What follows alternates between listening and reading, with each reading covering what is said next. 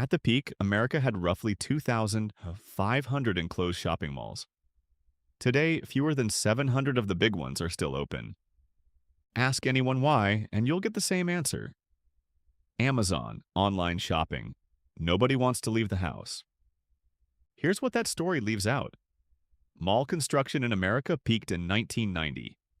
Malls started stalling out and eating each other's customers by the mid-1990s, years before Amazon sold anything beyond books, and over a decade before online shopping was big enough to matter.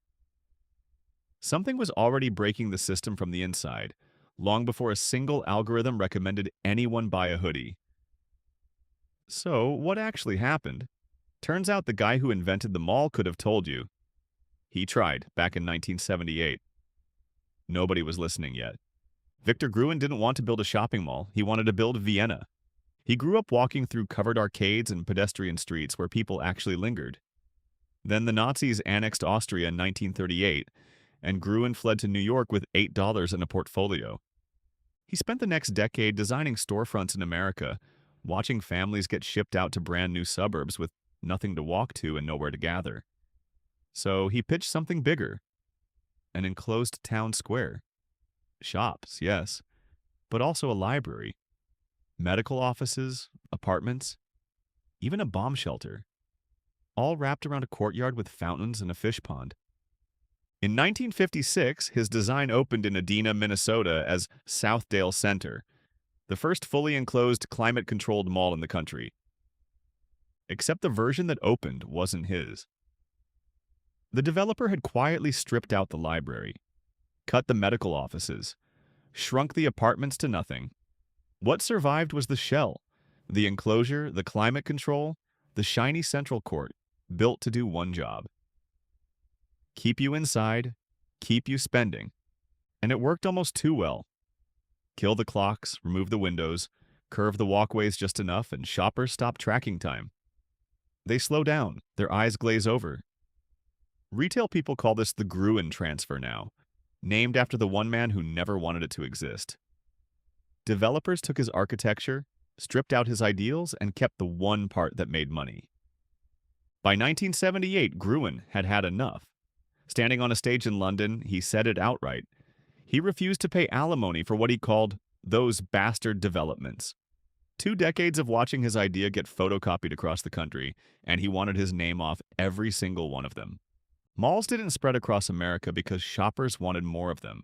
They spread because of a tax law.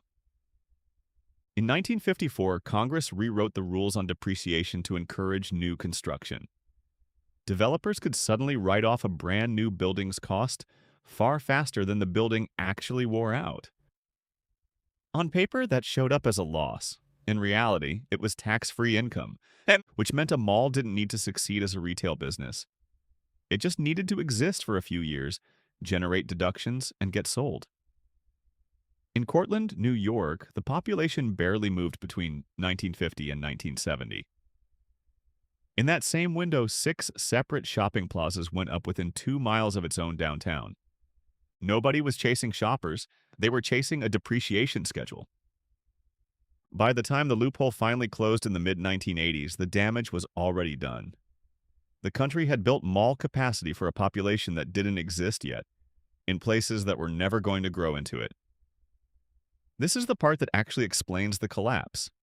Not a website, a spreadsheet.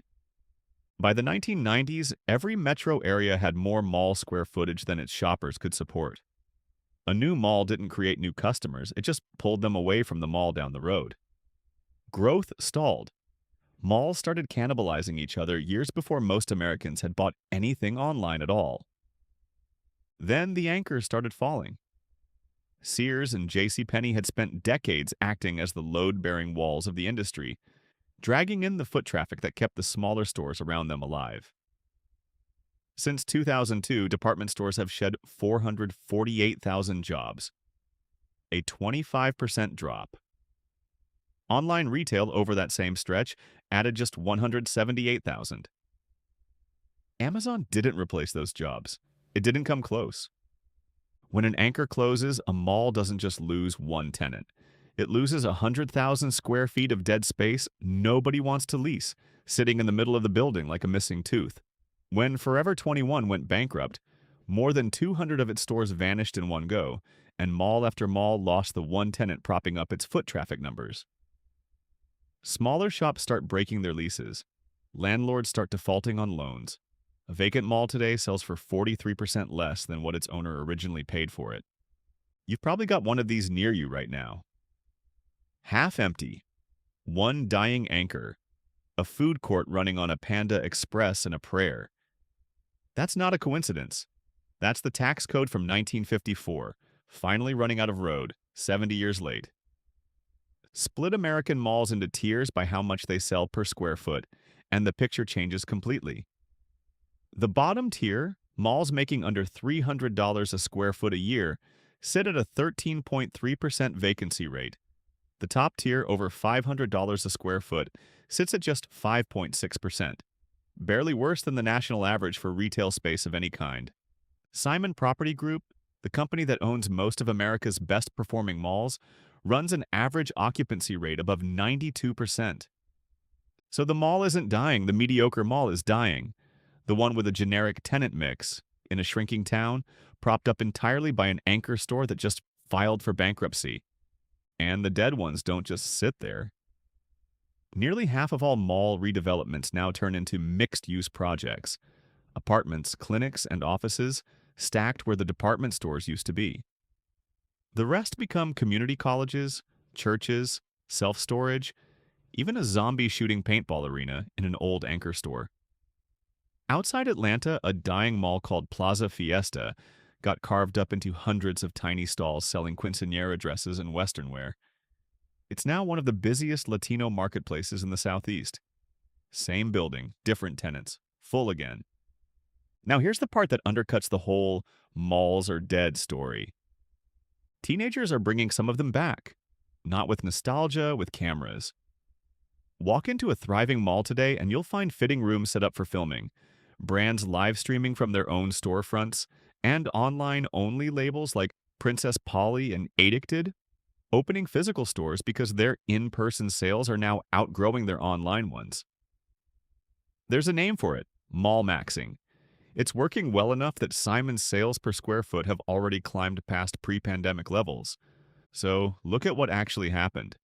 The malls that died got carved up into apartments, clinics, and colleges, equals the exact things Gruen wanted in his original blueprint. The things developers cut for cost. The malls that lived did it by becoming genuine gathering spaces again. Also exactly what Gruen wanted, just funded by a ring light instead of a rental office. Two completely different outcomes. One root cause fixing itself by accident. The financial model that built too many malls for a demand that never existed finally collapsed. The demand for an actual place to exist in public, the thing Gruen was chasing back in 1956, never went anywhere at all.